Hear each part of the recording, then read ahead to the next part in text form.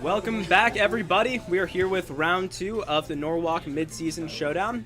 Today we have, or this round I guess, we have Kimo Nishimura up against Alejandro Jimenez. Both of them are Worlds players, so this should be a fun game. And on Kimo, hi guys, I'm Regina. And on Kimo's side, we've got the Aegislash, Finny, Landorus, Tyranitar, Alola Persian, and Volcarona. And then on Alex's side, we've got Incineroar, Cresselia, Salamence, Finny, Mimikyu, and Snorlax. So, a lot of teams are like hard Trick Room or hard Rain. Alejandro's team is hard Snorlax. You saw the Mimilax combo of Mimikyu and Snorlax used to a lot of success last year in 2017, and this year Cresselia plus Snorlax, where Cresselia often, but not always, has Ally Switch to act as pseudo redirection for the Snorlax, and you can just power through entire teams with Snorlax.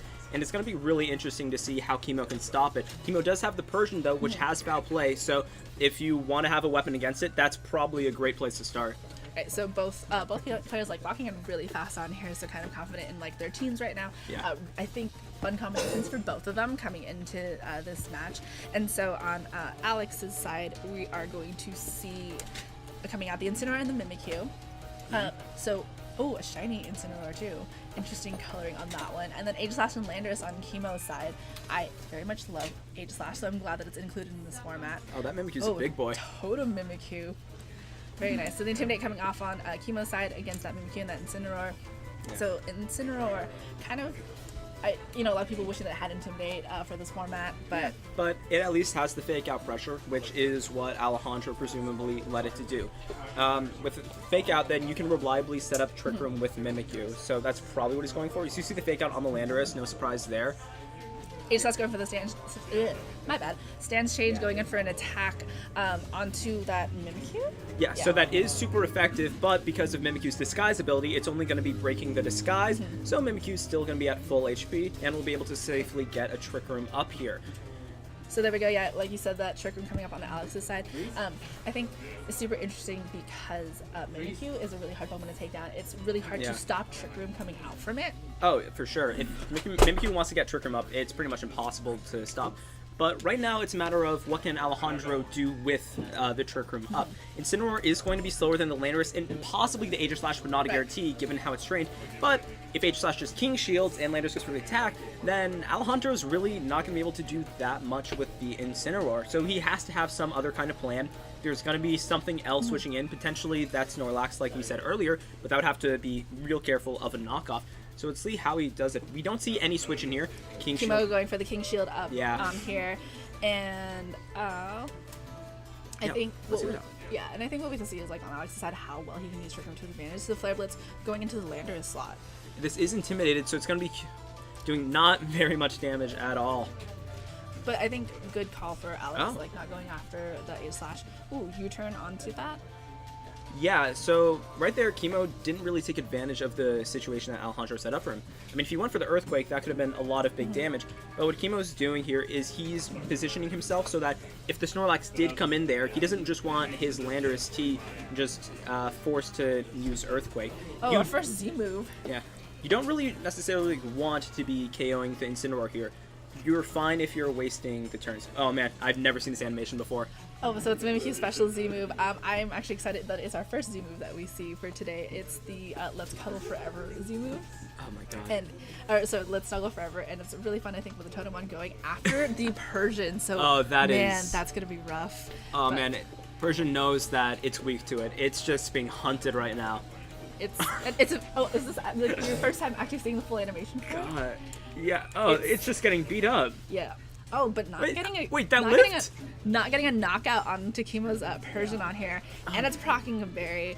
But Alejandro showing that it has that the Mimikyu Z on it. Yeah, that shouldn't be a surprise considering it's a new toy. You want to work with it, but man, Persian is bulky with that Fur Coat ability. It makes it so that physical moves do half damage to it.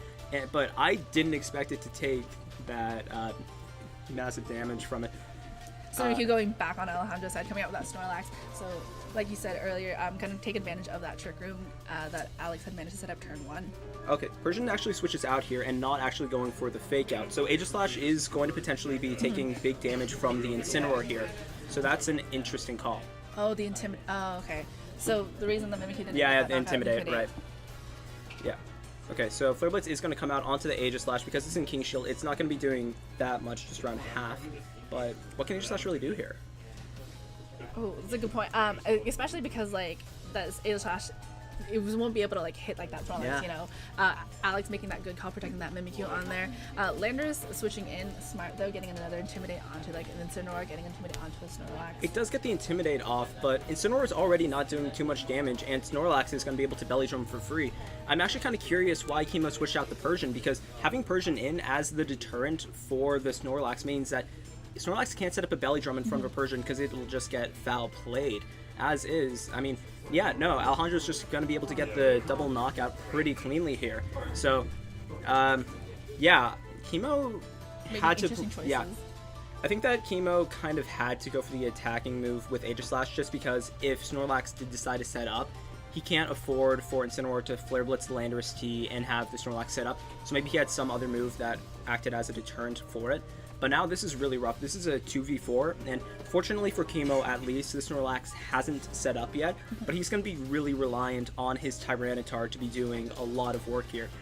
Where you don't know if it's Mega Tyranitar or not, but we do see that it has a low HP stat, so it could potentially be a Dragon Dance set. If it's Dragon Dance, then once Trick Room ends, it can be doing a lot of work, just being able to outrun and knock out everything, and not even have to worry about the play rough coming out from the Mimikyu. So as is, I think that it's probably safe to assume that we're going to see a Fake Out plus something here. We only have one last turn of Trick Room though, so going to be really interesting to see what Alejandro does to try to stop the Fake Out and potential Dragon Dance.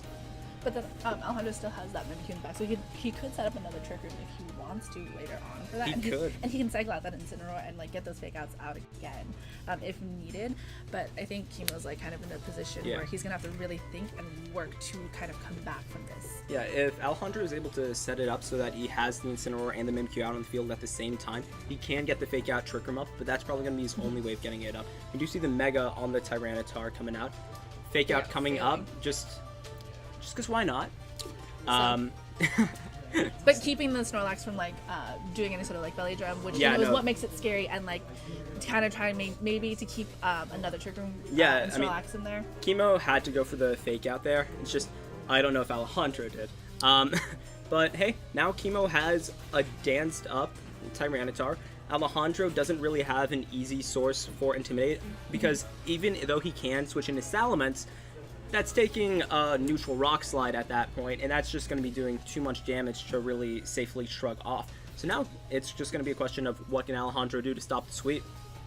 We do see the Mens come in, so that is going to be intimidating, but it should also be taking big damage here. So let's just see how much.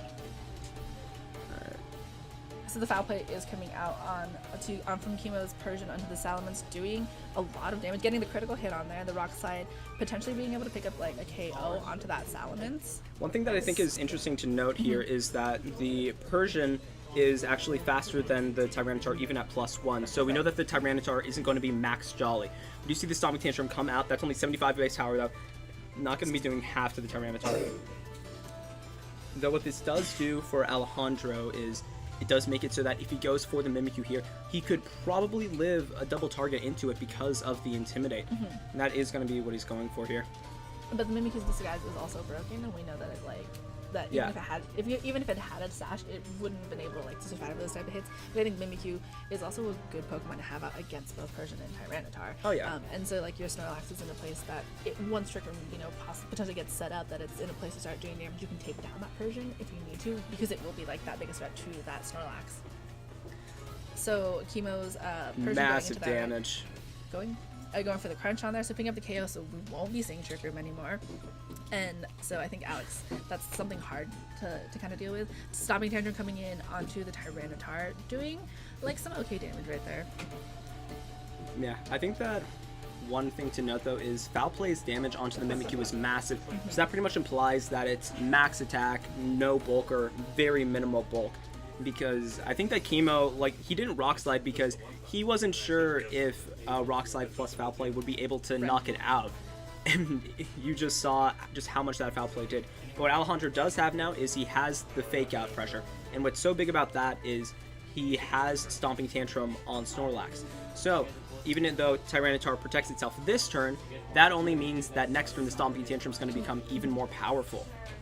I would like to know that like this is kind of why like those intimidates are so important to have, is because of the fact that we saw that Mimikyu not take out that Persian, and if it hadn't been intimidated, it might have been able to pick up that KO early on. And then Kimo couldn't be doing all of this. So you do see the Stomping Tantrum fail there, but that only means that next turn it's going to be at 150 base power, which will be able to easily knock out the Tyranitar, assuming, of course, that Snorlax can survive the attacks from it. At this point, I mean, Kimo kind of has to decide here if he thinks he's going to be able to knock out the Snorlax with a double target, or if he has to go for the Rock Slide flinch here. Foul Play doing not a lot. Not a lot. The Incineroar avoiding that Rock Slide, so Alejandro being able to do some more damage. If this flinches, though, then Kimo wins. So it's going to critical come down hit. To that. Getting the low kick onto the Tyranitar, picking up a KO on that one. That's massive, actually. Yikes. Yeah, he wins regardless of the flinch now. And Stomping Tantrum connecting. So good job to Alejandro on that match. Oh, not getting a kick. My bad. Not going to knock it out, but at this point, Alejandro pretty safely wins. So what Kimo was able to do there was he was able to go on a bit of a tear with the Persian and the Tyranitar. But what ended up happening is Alejandro just got off to such a big lead. He was up 4-2 without taking barely any damage on his Pokemon. And at a certain point, that's just too big of a deficit for Kimo to ignore, especially because Alejandro has the fake out pressure, so he can stall a turn. He can give himself a turn where the Tyranitar has to protect or risk being knocked out there. Well, I think the hard part for like this team is if you don't have an answer to Mimikyu getting that Trick Room up, then you're just a sitting duck and you're just taking damage and damage and damage. And right. I think Kimo really has to think about what he has to do, because that Mimikyu has that disguise and it has like a high attack and it has that Trick Room to support Alex's team. The big thing to note for Kimo though is, despite the loss there, what you did see was that after Trick Room ended, he was able to go on a tear with his Persian and his Tyranitar. So for him, it could be less of a question of how do I stop Trick Room from going up, and more so a question of how do I make it so that I can live through all of these turns of Trick Room. Because if he comes out of there with 3 Pokemon as opposed to just 2, you could say that Kimo is probably the favorite to win there. And I mean, he could have done that by just going for the King Shield on Aegislash as opposed to letting it get knocked out.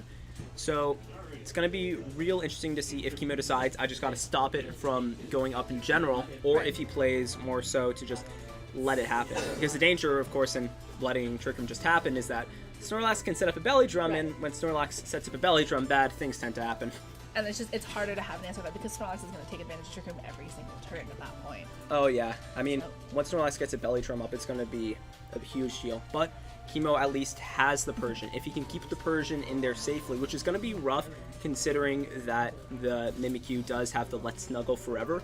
But as we saw with the Intimidate, he was able to tank it, and with the Berry, I mean, Alejandro doesn't have that much to knock out the Persian, and Persian could be what lets Kimo survive the onslaught of Trick Room.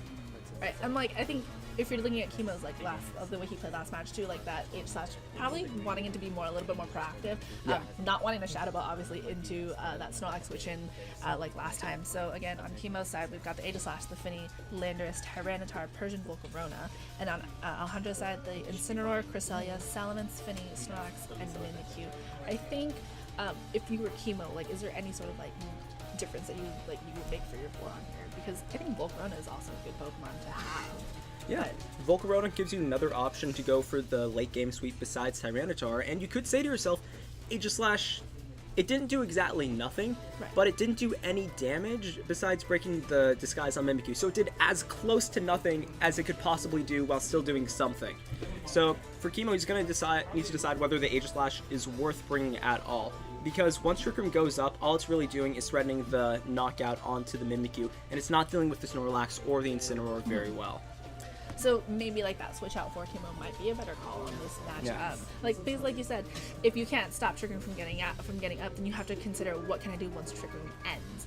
Yeah, and exactly. I think Kimo tried, but I feel like it might have been just a little bit harder to play catch up after losing like that Aegislash, and I think maybe surviving the Let's Snuggle Forever might have been like a surprise, and it's one of those things that kind of gets you off. Yeah, no, this is a new format, so you can't really expect people to know all of their damage calcs. I mean, do you know your 2018 Persian damage calcs? Because I do not. And we do see a different lead coming out from Kimo here. So the Persian and the Tyranitar coming out. So we do know that Tyranitar is a Mega on this one, and then Alejandro leading with that Mimikyu Incineroar. So we will most likely see again like that fake out in that Trick Room. Yeah. And if you're Kimo, you're gonna try to stop it.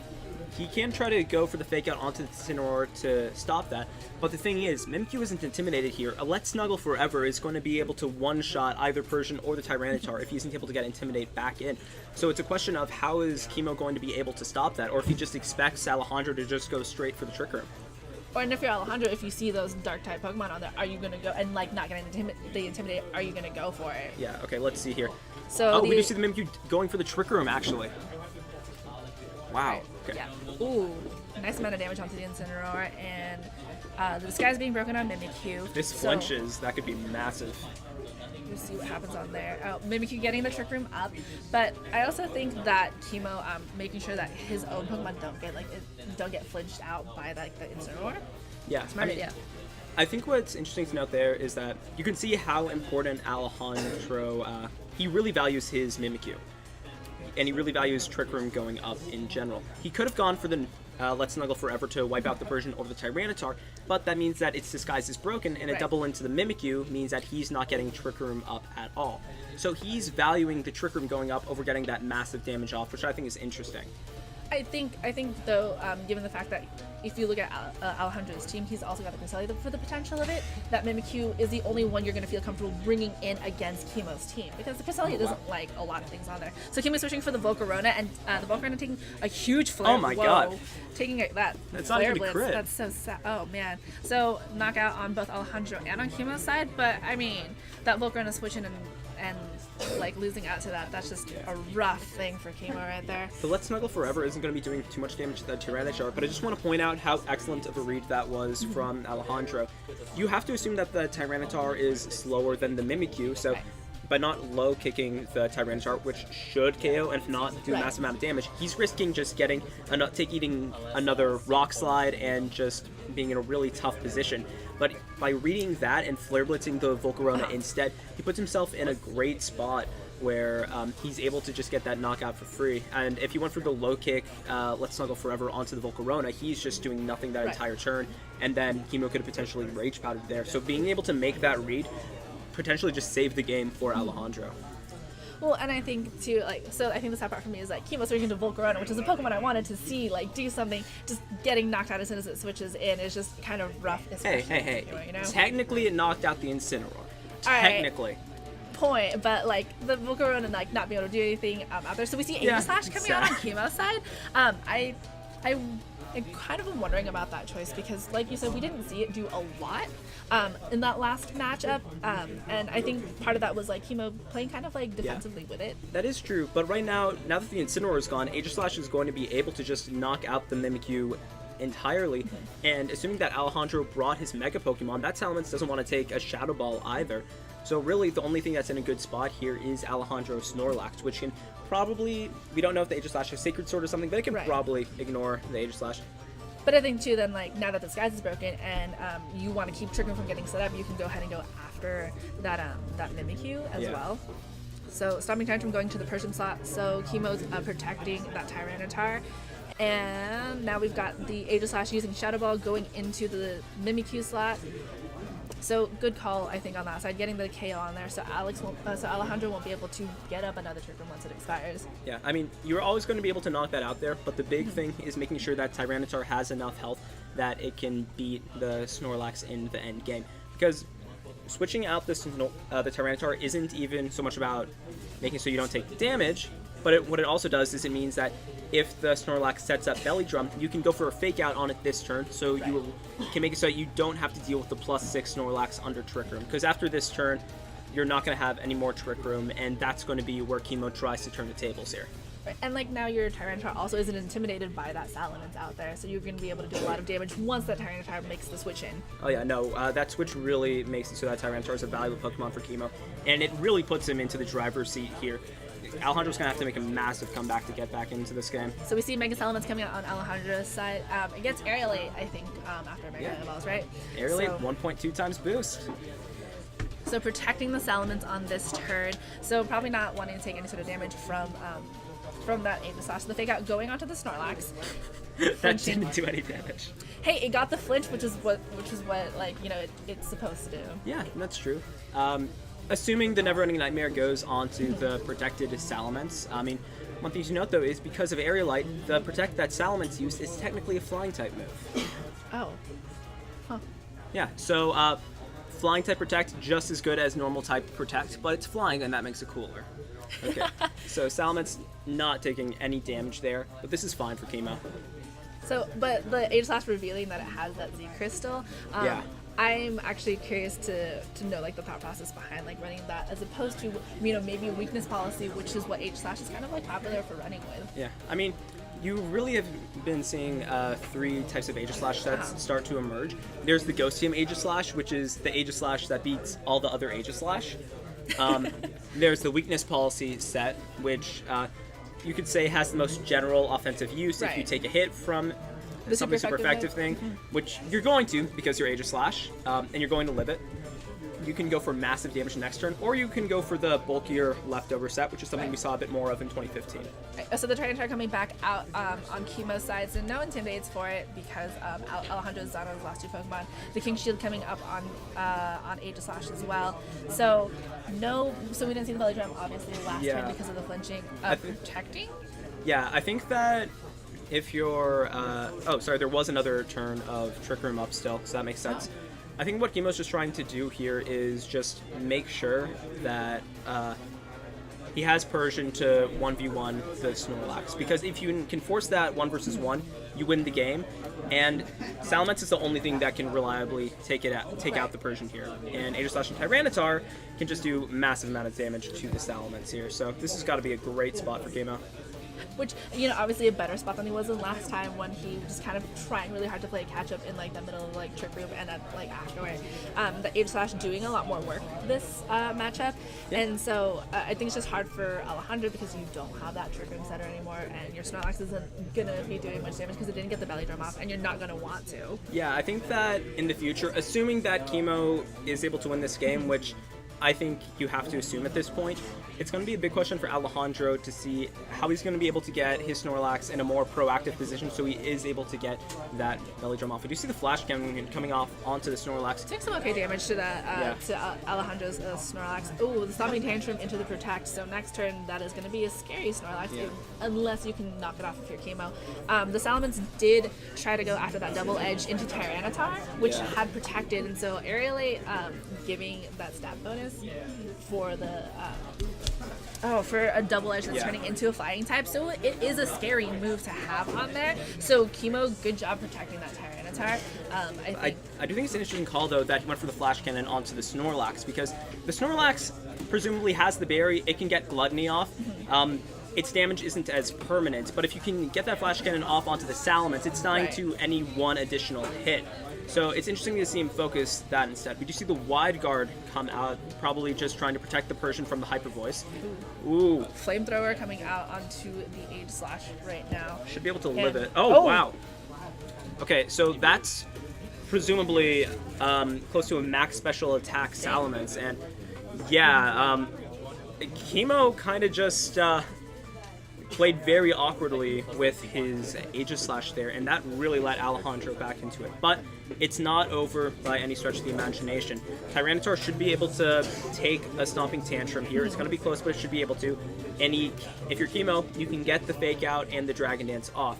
Salamence could still be faster than the Tyranitar, but if it's not max speed, then you potentially have a shot here. But if you're also Kimo, then you're also worried about that Hyper Voice coming in from the Flamethrower, from the Salamence, because now you don't have that Wide Guard anymore. Yeah, now with Aegislash gone, the Salamence is much harder to deal with. Kimo went for the read there, expecting the Salamence to go for the Protect, going for the Feint instead, but we see Alejandro not falling for it, playing safely, getting a double edge off onto the Tyranitar, not going to be able to knock it out, but a Rock Slide should be coming in. It's going to be doing massive damage to both Pokemon, but it shouldn't be enough to knock out either one. It's going to be able to knock off the Salamence. Snorlax, critical hit. That is a lot of damage, potentially a minus defense nature onto the Salamence, but hey, maybe my 2015 mental calcs are a little bit off. But no flinch coming out there, so it's going to come down to the Persian being able to 1v1 the Tyranitar, Snorlax rather. And I think what's interesting there is that Alejandro decided to double edge the Tyranitar just to be able to make sure that he could not get out. But what that does is it kind of makes it so that no matter what happens, Snorlax is 1v1ing a Persian, and Persian wins that matchup. Or at least it should, unless Alejandro is confident that Kimo doesn't have Taunt or something like that. So foul play coming out from the Persian into the Snorlax. Yeah, Gonna do we're going to see a lot of good these. damage on there. Yeah, that's just nice. massive Getting the damage. hit as well. And here's what our favorite parts left over from VGC 17 is the recycle berry things happening again. So I think getting that foul play coming out a lot is going to be really fun here. And we got the Sandstorm damage as well. Yeah. So, I mean, I think if you're Alejandro at this point, you're just going to be recycling for the next couple turns. You have to expect Alejandro to keep recycling, and at this point it's pretty clear that Kimo does not have a Taunt. But the one thing is that it's going to be a while before Alejandro feels safe to attack again. And by the time he does, all he's going to be able to do is return. He can't belly drum up, because if he belly drums, then Kimo's just going to get that knockout with the outplay. Exactly, yeah. So one thing to keep track of here is each player's your time. We see that Alejandro does have more your time than Kimo, so it actually looks like he's going to be able to win the mirror. Or the 1v1 at least. So then Kimo coming in again for that foul play. No surprise there. The recycle. So I mean, if Kimo can manage to get a crit again though. Yeah, but we saw the crit only did around half, and I mean, that's just kind of a turn that Alejandro can use to just recycle again. And at this point, it doesn't seem like Kimo has any win conditions, because Alejandro Snorlax is really fat. Foul play just is not doing that much to it. So I mean, if you're Alejandro and you've seen this, then now you're in a kind of good position to attack next turn, because you're still in the green on there. Oh no, if you're Alejandro, you just keep recycling until Kimo just... I mean, you just kind of want to force him to close his DS in frustration at a certain point. You don't want to leave anything up to chance here. You're in such a good spot because that foul play is just not doing any damage. And that could be indicative of more defensively oriented Snorlax, or at least a Snorlax that's not max attack investment. Though it is hard to say. Well, I mean, you could also, if you're Alejandro, just kind of run out the Kimo's time on there. Oh, return. Alejandro is going for the return. So another return will be enough to knock it out, and it does not look like a foul play crit will be able to KO it. So, yeah, Alejandro looks like he has a clean 2-0 victory over Kimo Nishimura. Right. Go for the recycle instead. But you can never be too safe, you know? Right. I mean, I think, we saw last round with Jackson, the double flinches. So, it is one of those things where it's those crits could come at most inopportune times, and it's one of those things where you go back and look and you think, man, I should have done this instead. Yeah, I mean, it doesn't really matter. Alejandro would have to do something really special to lose this, so he can afford to just... recycle until he's super comfortable to just kind of, get that knockout on there. Yeah, just... I mean, hey, sometimes the pressure gets you and you misclick something. Yeah, true. just insurance. All right, I'm gonna be a little upset if he goes for the recycle this turn here, though. Yeah. All right, let's we'll see what he's gonna do. Can he just click the return button? He does. Hey. But I mean, like you said, you want to be 100% sure. You don't want to leave anything to chance, because That's chance true. can come back and bite you. Yeah. It's one of those things where you don't want to have that lingering regret on that. So Alejandro getting that 2-0 victory against Kimo, but Kimo, I think, doing some good job in that second match. Yeah. He played. He looked at what had happened in match 1, kind of reassessed and came back into it. Yeah, I think that Kimo's game plan was solid there. I mean, Alejandro made the great read with the Flare Blitz early on to put him in a good spot. I'm still really, really upset that Volcarona, I didn't get to see anything from it. I'm glad I got to see it on stream, but, Yeah, but the thing is, I think Kimo just needed to have it so that his Aegislash was the one knocking out the Salamence. I mean, as is, he just used too much resources to get rid of the Salamence. He needed to use his entire Tyranitar to use it. And if he had to 2v1 with Tyranitar and Persian versus the Snorlax, I mean, obviously he's going to be able to win that. Right. And yeah, I think it's just a little bit of a misplay there, where you're so confident that you're in a good spot. Your number one concern isn't how do I win this, it's just saying, okay, what could happen that makes me lose this? Right. Let me avoid that as much as possible. But then like Alejandro too, using Trick Room to his advantage, and then even though like that Snorlax didn't get the chance to get Belly Drum off, it still put in a lot of work, and it still used Trick Room every turn it could to the best of its ability. And I think that's something that if you're running a team like that, you have to always consider, especially against like Pokemon that are going to try to make sure you can't get Belly Drum off. You know? Yeah, I think it's So fair. very good round, and we will see you guys after the players' lunch break. Yeah, So- we'll be back at 3:30 Pacific. Yeah. So happy New Year again, guys.